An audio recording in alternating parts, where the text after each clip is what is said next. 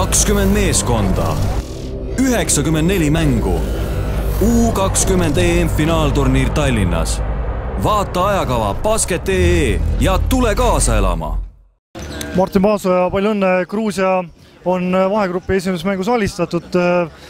Meeskond sai kenasti lahti mängida ennast taas. Jah, aitäh kõigepealt, et selline, mitte öeldud kerge mäng, aga selline väga lahtine mäng, kus meie vastu väga kaitseti mängitud, et saime lihtsalt palju viskele minna.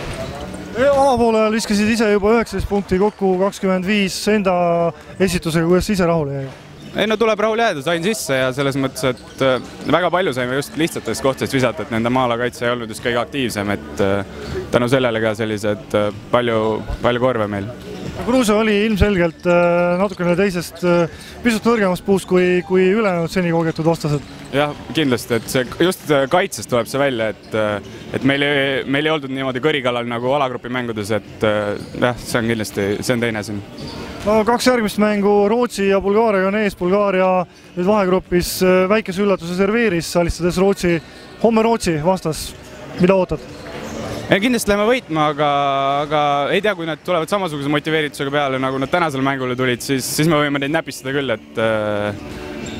et neil ei olnud kuidagi täna sellist soovi ja tahtmist seda võita, et Bulgaaria nagu karistas ära neid.